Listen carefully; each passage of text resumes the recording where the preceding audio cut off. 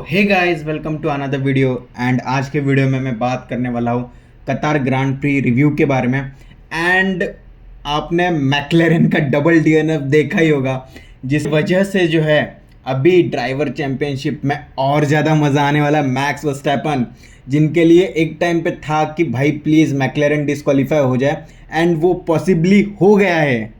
तो मैक्लेरन क्यों डिस्क्वालीफाई हुआ, इसके ऊपर से एक अलग से वीडियो लेके आऊँगा। तो ये वीडियो डालने के बाद नेक्स्ट 3-4 दिन में वो वीडियो में लेके आऊँगा।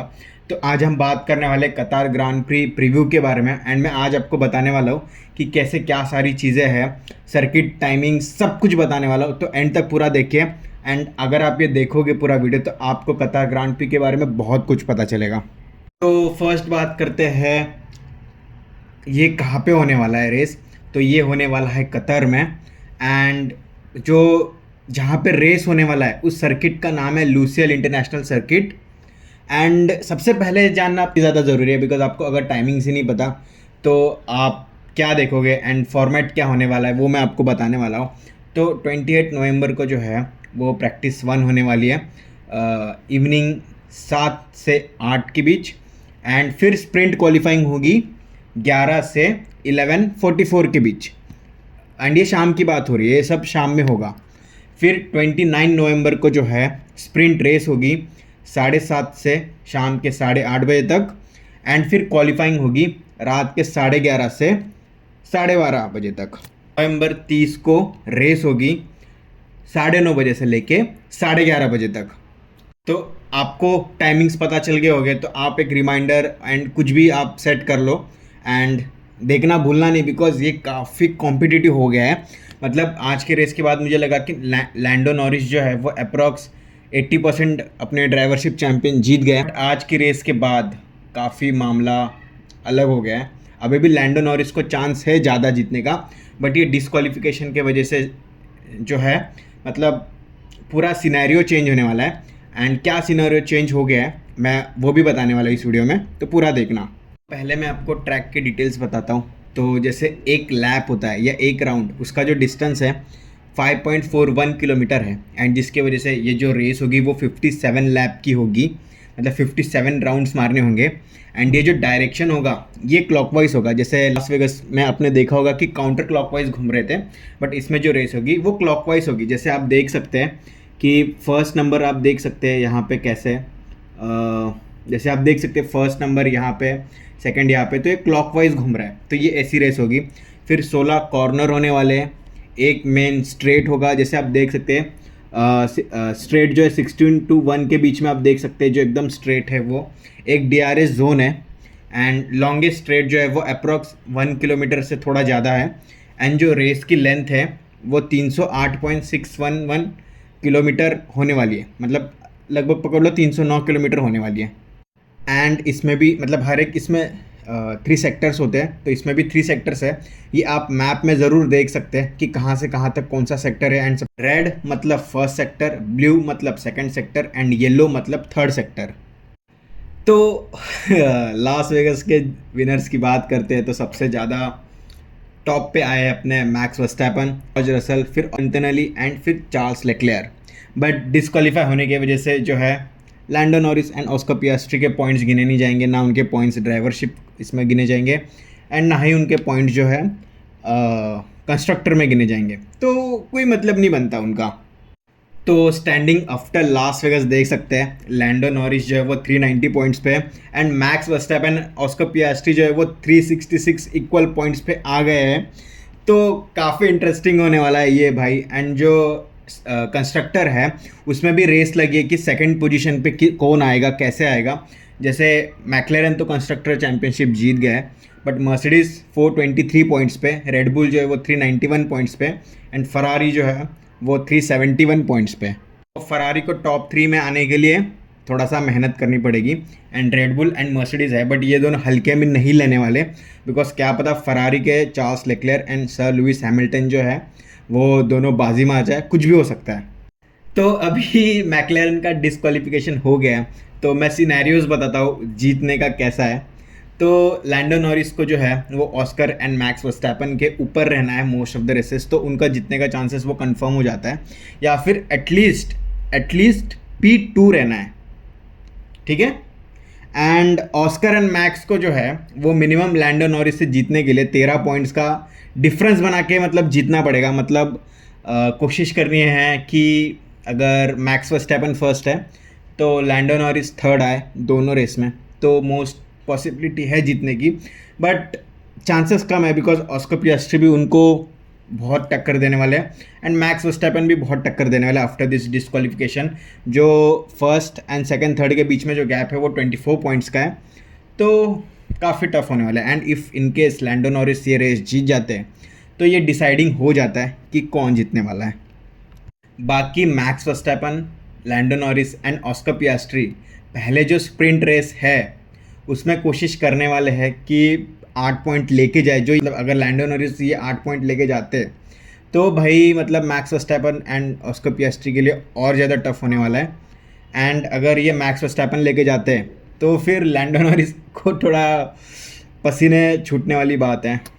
तो थोड़ी टेक्निकल डिटेल्स की बात करते हैं। तो जो कतर ग्रांड प्री सर्किट है उसमें टेम्परेचर जो है 23 से 28 डिग्री के बीच में रहने वाला है। एंड थोड़ा सा हिस्ट्री में बता दूं कि ये जो रेस है वो 2021 से स्टार्ट हुई है एंड ये लूसियल जो सिटी है उनके कोई तो अल दयन म्यूनसिपैलिटी में जो दोहा के नॉर्थ में है। एंड ये जो है एक रेस सर्किट होने वाला है एंड ये नाइट रेस होने वाली है एंड ये जो सर्किट है उसका एलिवेशन जो है वो 5 मीटर होने वाला है। तो 2024 का जो विनर है उनकी बात करते हैं तो फर्स्ट पे आए थे मैक्स वर्स्टैपन, सेकंड पे आए थे चार्ल्स लेक्लेयर एंड थर्ड पे आए थे ऑस्कर पियास्ट्री, फिर George Russell and गैसली and Carlos Sainz and so on. फिर और टेक्निकल डिटेल्स पे जाते हैं कि रेस टाइम जो है 1 घंटा 31 मिनट्स में हुआ था बाय मैक्स वर्स्टैपन। फिर फास्टेस्ट लैप जो है वो लैंडो नॉरिस ने मारा था एंड फास्टेस्ट क्वालिफाइंग लैप जो है वो मैक्स वर्स्टैपन ने मारा था। एंड यहाँ पे highest speed can reach is 344 kilometre, but 334 kilometre lens stroll ने रीच किया है एंड क्वालिफाइंग में 325.2 जो है वो फर्नांडो अलोंसो ने रीच किया है। टायर कंपाउंड्स की बात करते हैं तो टायर कंपाउंड्स जो होने वाले C1 सबसे हार्ड होने वाले, C2 मीडियम होने वाले एंड C3 सॉफ्ट होने वाले। तो ये क्यों होने वाले इसका भी मैं रीज़न देने वाला हूँ। इसके बाद टायर कंडीशंस की बात करते हैं तो मीडियम टू थोड़ा हाई टेम्परेचर होने वाला है जिसके वजह से टायर जो है वो गर्म होंगे एंड जिसके वजह से मोर ग्रिप मिलेगी। फिर टायर को जो है वो thermal stress, lateral stress, wear stress होगा, फिर कर्ब स्ट्रेस होगा, फिर डिग्रेडेशन होगा एंड सबसे ज़्यादा जो प्रॉब्लम है वो लेफ़्ट फ्रंट कॉर्नर का जो है टायर उसको सबसे ज़्यादा प्रॉब्लम दिखाई दी गई है। तो पॉसिबली इस जो ग्रांड प्री है कतार के उसमें भी ये प्रॉब्लम दिखाई दे सकती है। बाकी ये सब टेक्निकल डिटेल्स क्या होती है ये जो आफ्टर ये वर्ल्ड ड्राइवर चैम्पियनशिप ख़त्म होगी उसके बाद जो है मैं इंडिविजुअल वीडियो बताऊंगा कि ये क्या क्या होता है। बात करते हैं ये जो टायर कंडीशंस है इससे सबसे ज़्यादा चैलेंजिंग कौन फेस किया है लास्ट ईयर, तो मर्सिडीज़ एंड फरारी को जो है पिछले साल थोड़ा सा इम्पैक्ट हुआ था एंड रेडबुल का तो क्या ही कहना, मैक्स वर्स्टैपन तो कभी भी कैसे भी सर्वाइव कर जाते हैं। मैं आज कमेंट्री सुन रहा था जो लास वेगास ग्रांड प्री है उसकी जो कमेंट्री हुई थी तो उसमें बोला था कि ये जो ट्रैक है वो ऑस्कर पियास्ट्री एंड मैक्लेरन को बहुत ज़्यादा सूट करने वाला है, बट अब स्टेक बहुत हाई है तो ये सब मैटर नहीं करता। मैक्स वर्स्टैपन भी उतने ही चमकने वाले हैं जितना ऑस्कर पियास्ट्री करेंगे एंड जितनी मैक्लेरन करेगी उतना ही रेडबुल, फरारी, मर्सिडीज़। तो ये तो भाई उस मोमेंट पे देखने वाली बात है। बट हाँ, जितनी मैंने कमेंट्री सुनी उसमें कहा था कि ऑस्कर पियास्ट्री को ये ट्रैक थोड़ा बेनिफिट करेगा। तो इसके बाद और टेक्निकल डिटेल्स की बात करते हैं कि गाड़ियों पे क्या इम्पैक्ट होने वाला है। तो कंडीशंस हैपन टू कार, तो देखो टेम्परेचर हाई होने वाला है तो जैसे सराउंडिंग टेम्परेचर हाई होगा तो इंजन ओवरहीट होगी, तो जिसके वजह से जो है फ्यूल का टेम्परेचर है वो भी हाई होने वाला है। टर्बो एफिशिएंसी है वो कम होने वाली है। क्यों होगी? बिकॉज हॉट एयर में जो होता है वो ऑक्सीजन अमाउंट कम होता है एंड टर्बो को चलने के लिए ऑक्सीजन चाहिए होता है, तो उसको ज़्यादा प्रेस करना पड़ेगा अपना टर्बो टू गेट द उतना ही अमाउंट ऑफ एफिशिएंसी। तो उसके फिर ERS कूलिंग इशू भी हो सकता है बिकॉज हाई टेम्परेचर होगा, हाई स्पीड कॉर्नर्स हो गए तो जो ERS कूलिंग को टाइम नहीं मिलेगा, तो ये एक इशू हो सकता है जो पिछले साल भी नोट किया था। एंड देखो ये हाई स्पीड कॉर्नर्स पे भी हाई स्पीड होने वाली है तो हो सकता है ये इशू। इसके बाद बात करते हैं मेरी प्रेडिक्शंस की कि मेरी प्रेडिक्शंस क्या होने वाली है। तो उन्होंने तो कहा था कि ऑस्कर पियास्ट्री को सूट करेगा, तो मैं एक पॉजिटिव साइड मेरे फेवरेट ड्राइवर के लिए ऑस्कर पियास्ट्री के लिए लेके चल रहा हूँ, बट मैक्स इज़ मैक्स, तो मैं उसको सेकंड पोजीशन पे रख रहा हूँ। फिर मैक्लेरन के लिए सूट करता है, इसलिए मैं लैंडो नॉरिस को थर्ड पे लेके चल रहा हूँ, and he is in the great form. फिर चार्ल्स लेक्लेयर, फिर जॉर्ज रसल, फिर sir Lewis Hamilton and Kimi Antonelli, because in सब के स्टेक्स बहुत हाई है, तो मुझे ऐसा लगता है कि इनके आने के चांसेस ज़्यादा है। बिकॉज अगर जहाँ पे स्टेक्स हाई नहीं होते तो मैं विलियम्स को भी लग सकता था, गैब्रियल बोर्तोलेतो, फर्नांडो अलोंसो, उनको भी रख सकता था, बट मुझे ऐसा लगता है कि इनके स्टेक्स हाई है, तो ये हो सकता है। एंड कंस्ट्रक्टर पे तो मैक्लेरन तो जीत ही गई है। फिर फरारी एंड मर्सिडीज़, मुझे लगता है कि इन दोनों के बीच में सेकंड पोजीशन के लिए फाइट होगी। एंड रेडबुल के जो दूसरे पार्टनर है वो उतना सपोर्टिव नहीं है मैक्स वर्स्टैपेन को, नहीं तो रेडबुल सेकंड हो जाती थी, क्या पता रेडबुल फर्स्ट भी हो जाए अगले साल, इफ़ रेडबुल को उनका जो सेकंड ड्राइवर है वो एकदम पोडियम मारने वाले जो होते हैं उनमें से निकले तो। बट वही होता है ना, सब लोग पोडियम नहीं मार सकते, the bestest of the best ही मारते हैं। एंड इसके बाद मुझे लगता है कि फास्टेस्ट पिट जो है वो मर्सिडीज़ ही करती है, लाइक इस रेस में 2.2 का था लास वेगस में।